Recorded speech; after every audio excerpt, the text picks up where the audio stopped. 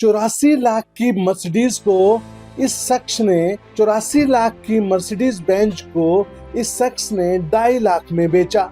वजह जानकर आप भी हैरान हो जाएंगे। जी हाँ, नई दिल्ली मर्सिडीज बेंज नाम सुनते ही रुतबे, लग्जरी और सपना पूरे होने की तस्वीर सामने आ जाती है।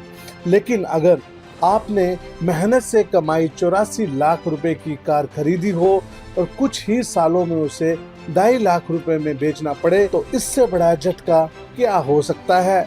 दिल्ली के निवासी वरुण विज को इसी कड़वे अनुभव से गुजरना पड़ा, जब दिल्ली सरकार के 1 जुलाई 2025 से लागू नए वाहन नियम की वजह से उन्हें अपनी मर्सिडीज बेंज ML 350 बेहद कम कीमत पर बेचनी पड़ी।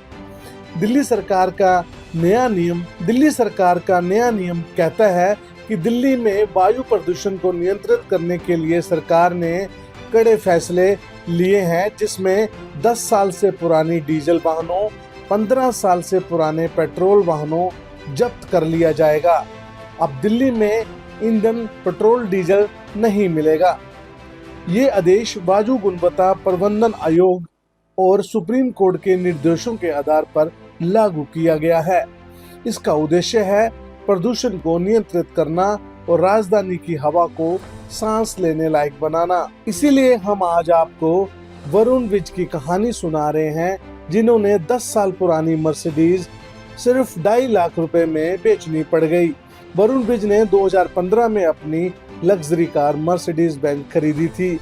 ये उनके जीवन की खास उपलब्धि थी। इस कार से उनकी कई यादें जुड़ी हुई थी, विशेष रूप से जब वह अपने बेटे को हर हफ्ते हॉस्टल ले जाते थे। विज बताते हैं कि उनकी कार आज भी बेहतरीन स्थिति में थी और सिर्फ 1.5 लाख किलोमीटर चली थी। ना तो इंजन में कोई खराबी थी, ना बॉडी में कोई दिक्कत, केवल नियमित टायर बदलवाना और सर्विसिंग हुई थी। लेकिन 10 साल पूरे हो जाने के कारण अब ये कार दिल्ली में नियम के तहत अवैध हो गई, क्योंकि वह डीजल से चलती थी। ना रजिस्ट्रेशन रिन्यू हो सकता था, ना इंजन मिलेगा। आखिरकार उन्होंने मजबूरी में अपनी 84 लाख रुपए की मर्सिडीज को सिर्फ 2.5 लाख रुपए में बेचा। उन्होंने बताया कि इतनी कम कीमत पर भी इसे कोई खरीदने को तैयार नहीं था। इसी नए नियम की वजह से अब वरुण ने 62 लाख रुपए की इलेक्ट्रॉनिक व्हीकल खरीदी है। उनका कहना है अब वह चाहते हैं कि ये कार 20 साल तक चले, अगर सरकार ने फिर कोई नई पॉलिसी लागू नहीं की तो।